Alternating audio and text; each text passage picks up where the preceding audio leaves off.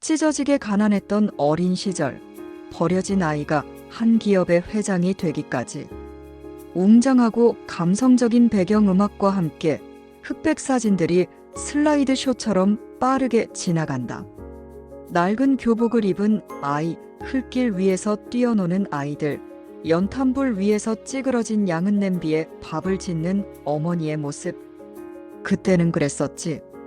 밥 한 끼 제대로 먹는 게 소원이었던 시절, 흙먼지 날리는 골목길을 뛰어다니며 하루하루를 살았었지. 지금 생각해보면 어떻게 살았나 싶을 정도로 가난했지만 그 시절의 나는 그저 하루의 놀이와 먹을 것을 걱정하는 작은 아이일 뿐이었어. 오늘 제가 들려드릴 이야기는 바로 그 시절 1960년대 한 소년의 이야기입니다.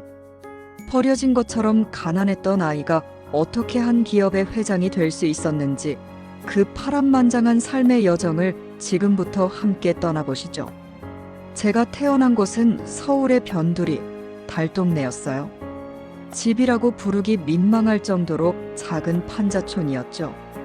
겨울이면 문풍지 사이로 칼바람이 숭숭 들어왔고 밥상 위엔 늘 보리밥과 김치 그리고 멸치 몇 마리가 전부였어요.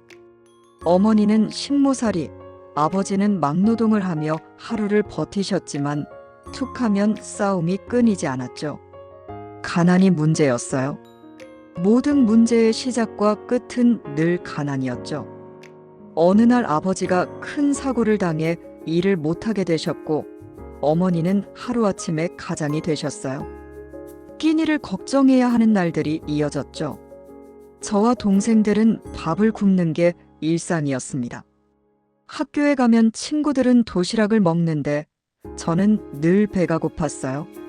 선생님께서는 그런 저를 안쓰러워하며 빵 하나를 건네주셨는데 그 빵의 맛은 지금도 잊을 수가 없어요. 따뜻했고 달콤했고 무엇보다 저에게는 세상에서 가장 귀한 선물이었죠. 그때의 저는 절대 굶지 않는 삶을 살겠다고 다짐했어요. 단순히 배부른 삶을 꿈꾼 게 아니었어요. 끼니를 걱정하지 않는 삶, 가족이 따뜻한 밥상에 둘러앉아 웃는 삶을 꿈꿨죠. 초등학교를 마치고 중학교에 진학할 무렵 아버지가 세상을 떠나셨어요. 어머니 혼자 힘으로는 세 식구를 감당하기 어려웠죠.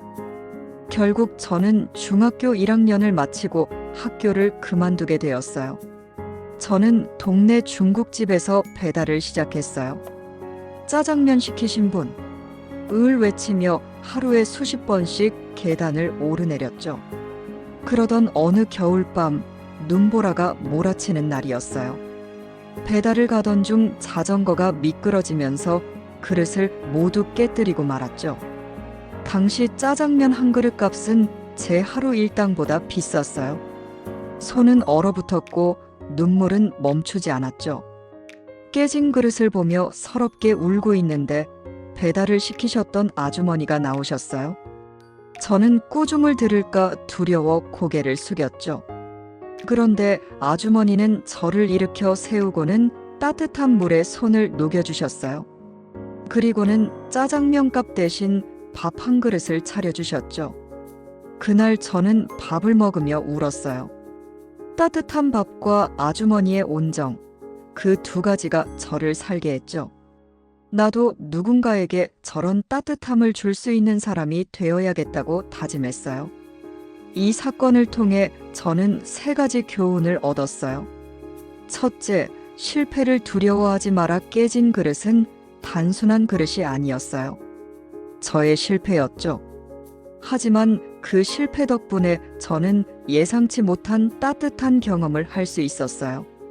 실패는 좌절의 끝이 아니라 새로운 시작의 기회라는 것을 배웠습니다. 둘째, 노력의 가치를 잊지 마라.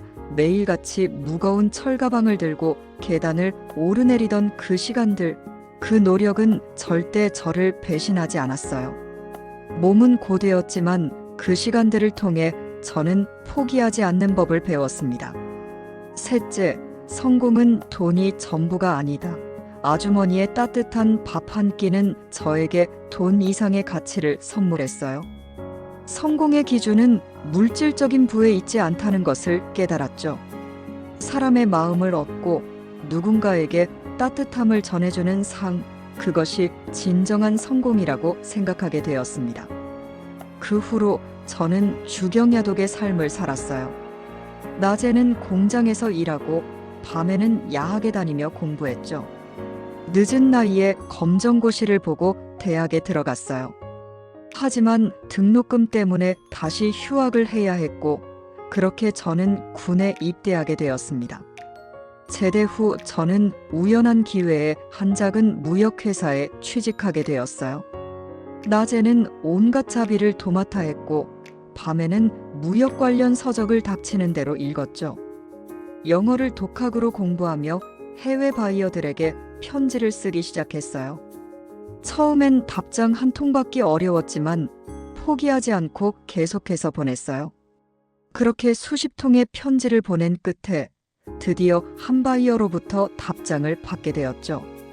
그 바이어는 저의 열정에 감동하여 작은 주문을 해주었고, 저는 그 기회를 놓치지 않았습니다. 밤낮 없이 매달려 최고의 품질로 납품했고, 그 결과 바이어는 저에게 더 큰 주문을 맡겼어요. 이것이 바로 제 사업의 시작이었죠. 저는 1인 기업으로 시작해 점차 회사를 키워나갔습니다. 물론 그 과정이 순탄치만은 않았어요. 사기를 당하기도 하고 부도를 맞아 모든 것을 잃을 뻔한 위기도 여러 번 겪었죠. 하지만 저는 포기하지 않았습니다. 어린 시절의 배고픔, 아주머니의 따뜻한 밥 한 그릇을 잊지 않았기에 저는 다시 일어설 수 있었어요. 가난했던 어린 시절, 저의 삶은 한치 앞도 보이지 않는 어둠 속과 같았어요. 하지만 저는 그 어둠 속에서 빛을 찾으려 애썼습니다. 배고픔은 저에게 성공을 향한 열정을 심어주었고, 좌절은 저를 더욱 단단하게 만들었어요.